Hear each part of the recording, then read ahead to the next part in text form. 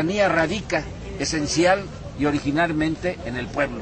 Entonces el pueblo tiene en todo el momento el derecho a rebelarse, por la vía que sea, cuando sus derechos, sus prerrogativas, sus conquistas son anuladas por gobiernos entregados como este, del espurio, ¿no?, que llegó por la vía trasera a esta Cámara de Diputados, ¿verdad?, y que dentro de sus borracheras y sus psicopatías piensa que es posible acabar a un sindicato del peso, del Sindicato Mexicano de Electricidad. El artículo 123, que dice el gobierno que va a festejar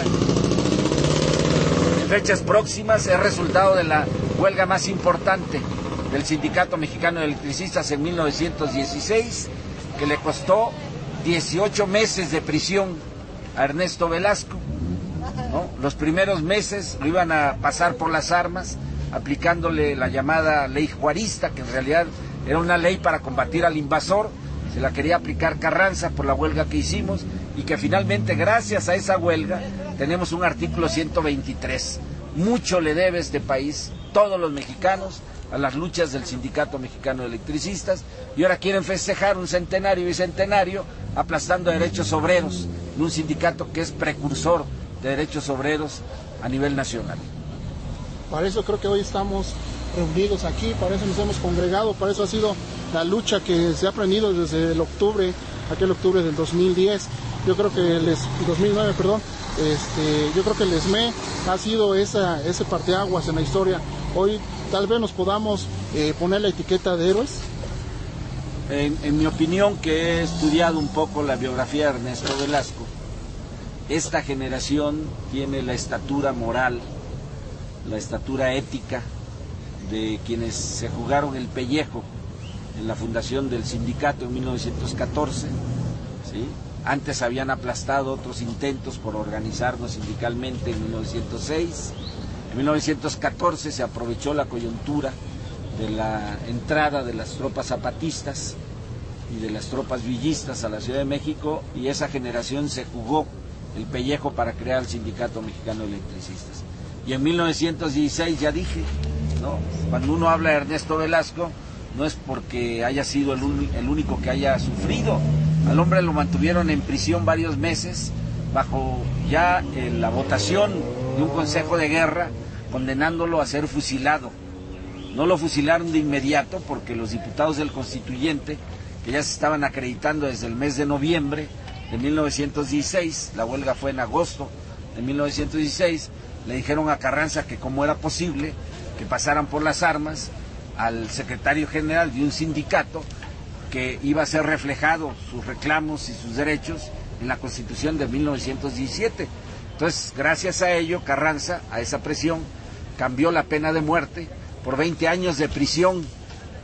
Y así tuvieron a Ernesto Velasco, pero Ernesto Velasco es nuestro símbolo. Era todo el ESME el que estaba en guardia, ¿no?, exigiendo la libertad de Ernesto Velasco. Y finalmente se la arrancamos. Andaba Carranza ya por cerca de Necaxa, y la gente del Rumbo se le acercó y le exigió la libertad de Ernesto Velasco. El saque de Carranza fue decir, bueno, es que yo no le puedo dar el indulto, como ya fue condenado por un consejo de guerra, la única posibilidad es de que convenzan al Congreso Constituyente, que ya era Congreso Permanente en 1917, dice, para que me concedan facultades. De ahí viene la facultad del presidente de la República en nuestro país para indultar, Se le da esa facultad, y gracias a eso se establece el indulto libre de toda culpa a nuestro compañero secretario general Ernesto Velasco.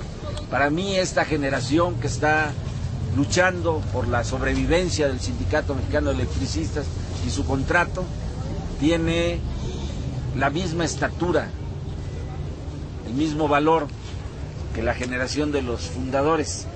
Lo que pasa es que uno luego tiende a mistificar los hechos de la historia, y piensa uno que todos andan con su aureola de santo en la cabeza. No, es gente como usted, como los que estamos aquí, gente normal, pero que sabe defender con dignidad sus derechos.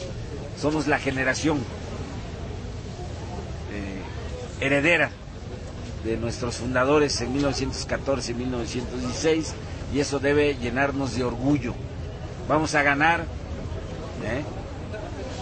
Cuando aquí la compañera se vuelva una venerable abuela, le va a contar de esto con buen sabor, de memoria, a los nietos. Estamos cumpliendo a mucha honra una tarea, yo sé que es de mucho sacrificio, pero que nos va a dar muchas satisfacciones una vez que ganemos. Vamos a ganar. Agradecemos las palabras a nuestro compañero Toño Almazán. Bueno, pues ya hemos escuchado su reflexión.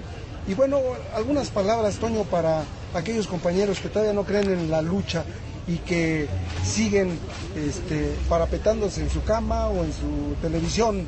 Bueno, miren, es normal, la especie humana, si va a lograr sobrevivir, ha sido porque en algunos hay temeridad y en otros cobardía. Cuando el padre Hidalgo, don Miguel Hidalgo y Costilla, levanta el estandarte y convoca a rebelarse con las armas en la mano, créanme que hubo gente que le escupió. Y sin embargo, tuvieron también ellos patria. Cuando finalmente es excomulgado por la iglesia que dice que no lo excomulgó, claro, la iglesia conservadora como la que actualmente representan estos que quisieran que la tierra siguiera siendo plana y negando derechos que tenemos todos como seres humanos y nos quisieran sometidos como los siervos en la época feudal llenos de ignorancia. En aquel entonces también hubo gente que aplaudió cuando fue excomulgado el padre de la patria, Miguel Hidalgo, cuando fue decapitado y su cabeza, con tanta vergüenza, fue colgada ahí en la alhóndiga de Granaditas. También aplaudieron, Eso lo entiendo, ¿no? Entonces esos compañeros que creen que están salvando algo, acogiéndose a la comodidad si la tienen en sus casas, están cometiendo un terrible error. Si somos derrotados, todos vamos a perder, incluidos los que se esconden debajo de la cama. Lo más recomendable es aprender de la historia y levantarnos todos. Somos mayoría. Calderón y sus secuaces son unos cuantos. Sí. Nos mantienen sometidos porque la gente piensa que estamos solos. Todos piensan que su rabia, su descontento es individual. Y lo que hay que darnos cuenta es de que esta situación la vivimos la gran mayoría del pueblo de México. Nadie tiene nada que agradecerle a estos malos gobernantes. El problema que tenemos es organizarnos, unirnos, y somos más que ellos, incluyendo a la PFP y al ejército, porque ahí también hay pueblo, sí, también hay que convencerlo. No se olviden que muchos de los que eran miembros del ejército realista se pasaron finalmente a las filas de quienes luchaban por la independencia, y también muchos que eran de los del ejército de Porfirio Díaz también se sumaron a las filas de la revolución. ¿Por qué? Porque también sufren al igual que el pueblo, ¿sí? Generaciones Me.